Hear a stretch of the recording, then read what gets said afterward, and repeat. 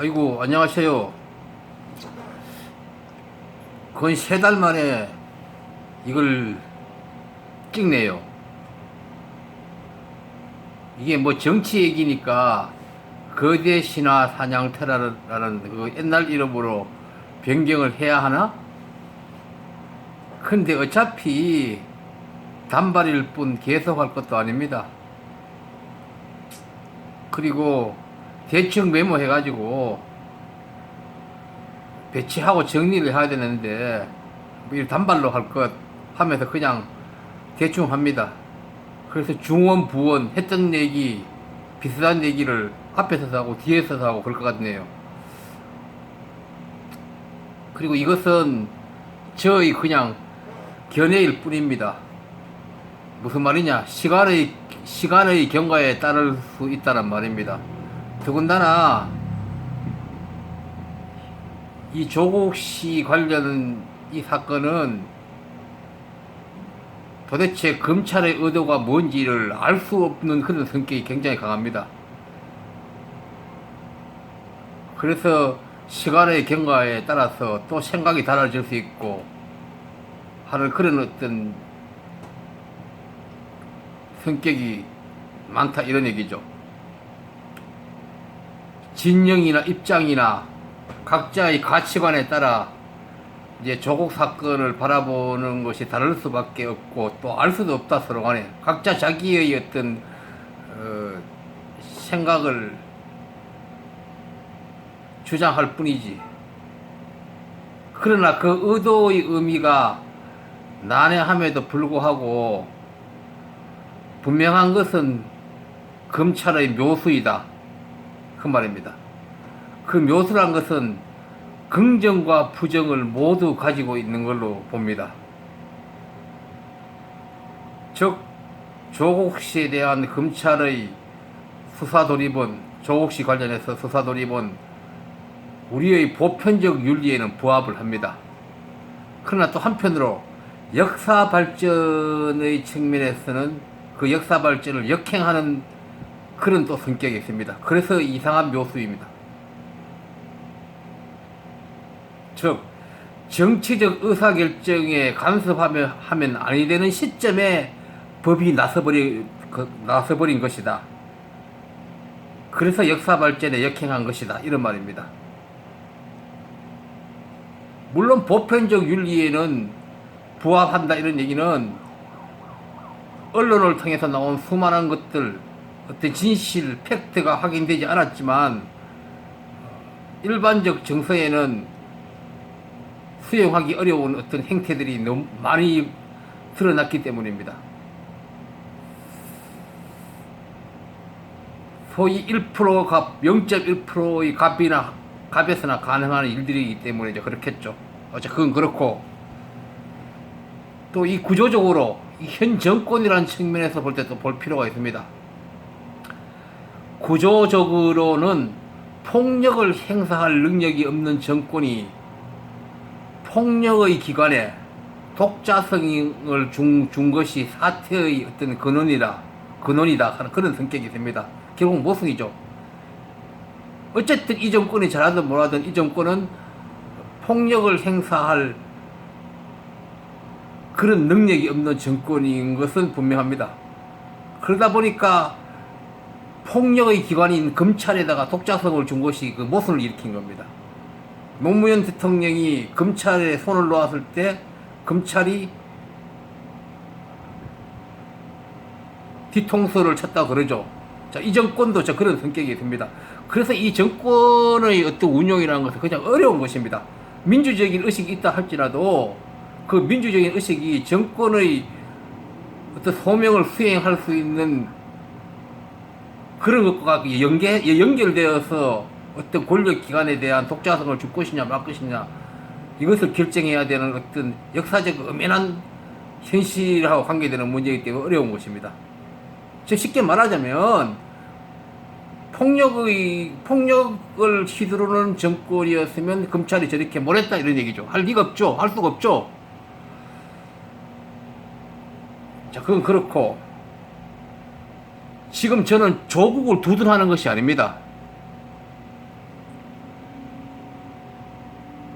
결국 국민들이 이 조국 사건에 대해서 바라보는 것에 있어서 갑들이 그를 두둔하는 것은 그리 이상할 것 없습니다. 이해의 방향이 어쨌든 같으니까요. 그런데 훨씬 많은 숫자인 얼들이 조국을 두둔하는 것은 착시의 예관에서 비롯된 것이라고 이렇게 해석을 해야 됩니다. 이 착시란 것은 단순히 개인이 어떤 착오를 한다 이런 뜻에 머무는 게 아니고, 이 착시는 대한민국의 현대사가 만든 전체로서의 국민의식에서 발화된 것이다 이렇게 이제 이해를 해야 됩니다. 정치, 사회, 문화, 교육, 언론 등 모든 분야가 그렇지만 특히 각자의 삶의 절대 전제인 경제가 폭력의 원리에 의해서 형성되어 왔고, 우리나라는 그렇기 때문에 국민의식도 이렇게 되어버렸다 이런 얘기예요. 경제가 가장 무서운 것이죠, 결국은. 왜냐하면 삶의 조건이 경제가 직결되는 문제니까요. 다른 거는 부수적인 문제거든요. 자, 폭력의 경제는 우리 모두의 윤리 기준을 추락시켰어요. 그러니까 한국에서 현대사가 20년, 30년 동안 특히 이 현대사만 봐도 돼요. 20, 30년 동안 대한민국의 경제가 어떤 폭력의 원리에 의해서 굴러왔기 때문에 그 환경 속에 사는 모든 국민들은 윤리의식, 윤리 기준이 타락되었다, 내려졌다 이렇게 봐야 됩니다. 타락되니까 당연히 동시에 모두들 불신과 불만의 주인공으로 되어버렸다 이 말은 되어버렸다. 결국 폭력의 경제 아래에서 그런 우산 아래에서 사는 인간은 모두들 힘든 각자 도생이 필연적으로 선택될 수밖에 없는 거예요. 그러니까 폭력의 경제이기 때문에, 살아남아야 때문에 각자 도생으로 필연적으로 갈 수밖에 없습니다. 모든 인간은. 물론 극히 일부의 갑들은 또 좀 다른 성격이 있죠. 즉 각자 도생을 선택할 수밖에 없는데 내가 선택하고 싶어서 하는 거 아니에요. 그렇게 할 수밖에 없는 거예요. 달리 선택의 여지가 없는 것이에요. 각자 도생이라면 나만 살기 위해서 몸부림치는 그런 형태가 각자 도생이잖아요. 따라서 각자 도생이라는 그 대원칙 아래에서 이제 살 수밖에 없는 대한민국 국민이었는데, 각자 도생의 대원칙 아래에서는 결국은 가벼움, 불심, 혐오, 기회주의, 계산, 속임수, 진영 돌기 등으로 구체화됩니다. 이것이 모든 것이 그렇게 구체적인 행위 양식을 생산하게 되어 있어요. 대한민국 현실이 딱 이렇게 되어 있고요. 물론 겉보기에는 사람들은 대단히 문제가 없어 보입니다. 그러나 그 내 실체는 이렇게 각자 도생의 대원칙 아래 이런 가벼운 불심, 혐오, 기회주의, 계산, 속임수, 진영 논리 등 이런 것들을 작용을 하고 있다 이 말입니다. 그래서 대단히 슬픈 진실이지만 세계 11위의 경제를 가진 나라라고 그럽니다. 우리나라를. 어쨌든 간에 그런 나라임에도 반면 유난히도 부정적인 요소들 뭡니까?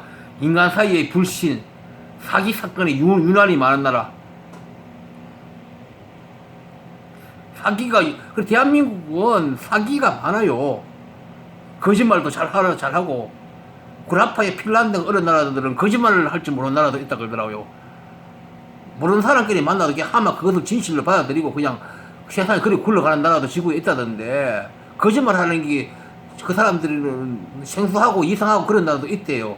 근데 우리나라는 안 그러거든요. 아주 친한 사람, 잘 아는 사람이 일단 누구도 어떤 이해관계가 맺어지는 그런 문제와 관계에 대해서는 못 믿어요, 사람을. 그러고 형사적으로도 사기 사건이 우리나라가 그 인구 대비 비율로 가장 많은 나라이고요. 그런 나라예요. 그러고 이해관계를 떠나면 바로 잠수를 탄다든지 서로 연락관계를 끊어버린다든지 태도가 돌변을 한다든지 이런 어떤 인간 행위의 모습이 우리나라는 일반적인 현상이에요. 어떤 사회적으로 어떤 이런 사회 기업이라든지 이렇게 장사를 하고 사업을 하고 이렇게 다양하게 해본 분들은 제가 말하는 이런 것들을 아주 뼈저리게 실감을 하고 있을 거예요. 누구도 신뢰할 수 없다는 것을 이해관계 속에서는 언제든지 잘못하고 언제든지 배신까지는 아니더라도 인간적인 의리를 접어버리는 그런 어떤 분위기가 팽배해 있는 사회라는 것을 사업을 하려나 이런 사람들은 많이 겪었을 거예요. 인정사정이 없다는 것을. 그리고 그 인간 사이에 불신, 사기 사건, 거짓말, 자살률이 유난히 높고 출생률이 지금 심각한 문제이고 0.9 얼마나 그러죠. 그리고 결혼의 깊이, 결혼들을 안 하잖아요. 사회 안전망의 형편없는 문제. 자, 이런 숱한 어떤 부정적인 요소들이 유난히 우리나라가 높고 그 수치가 높고 많고 수치가 높죠. 바로 이런 것들이 그런 나라라는 이 진실이 우리가 얼마나 잔인한 각자 도생의 환경에서 살고 있는 것인지를 선명하게 보여주고 있는 거예요. 이것이 증명하는 거예요. 딴 거 없어요. 자, 이런 어떤 우리가 가지고 있는 환경의 점에서도 계승 가농으로서의 환경이 부재하다고 해야 되는데, 그렇기 때문에 사법개혁이든 검찰개혁이든 어느 개인의 정치 철학이나 능력이 무엇이냐 하는 것을 묻는 것은 의미가 없어요. 그러니까 뭐 조국씨가 아니라 누가 법무부 장관이 되든 달라질 건 없어요. 절대로 안 달라져요. 왜냐하면 그 토양이 그것을 달라지는 게 불가능하도록 만들고 있어요. 그러니까 지금 민주당 지지자분들은 조국씨 같은 사람이 들었으면 뭐 검찰 개혁 될 줄 알았는데 그걸 모르는 소리예요. 조국씨 개인 능력으로 어림도 없는 어떤 거대한 어떤 독립 변호사의 환경이 있기 때문에 불가능한 거예요. 검찰이 어떤 그런 성격 이런 것도 있지만 자, 요 문제를 뒤에 가서 좀 더 보게 될 거예요.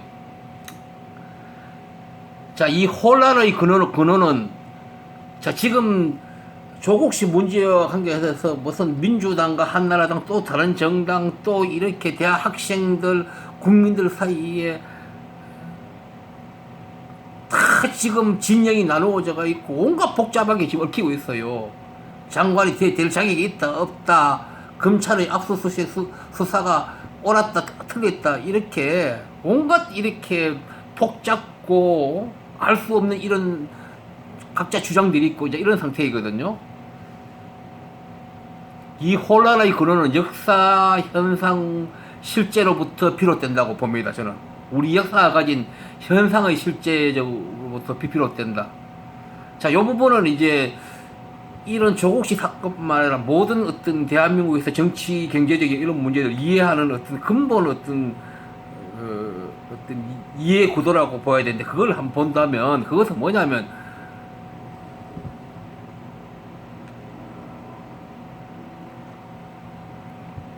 어떤 부정이 어떤 그러니까 사익이라든지 나쁜 의도를 가진데도 불구하고 그런 욕망도 정의가 동원되는 방식으로 이루어지는 게 역사예요.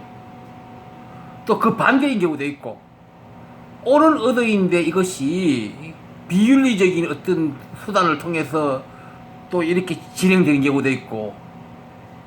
자, 보세요.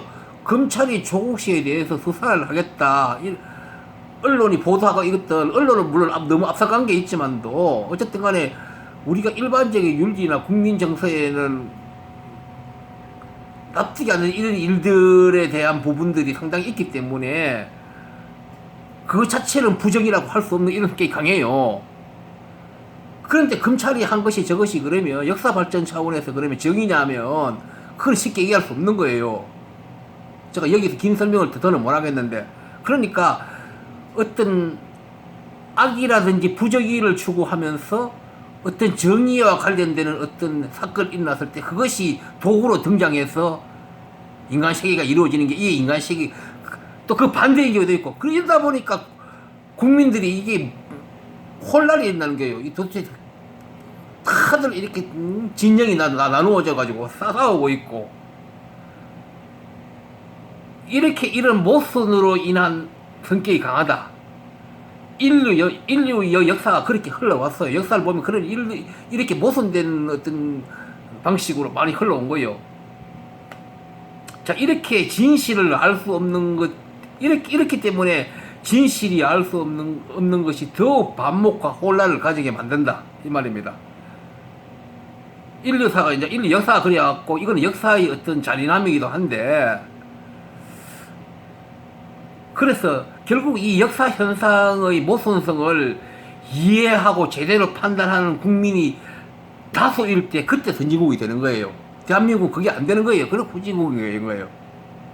왜냐면 국민들이 이게 구조적으로 이것을 해석할 능력이 없는 거예요.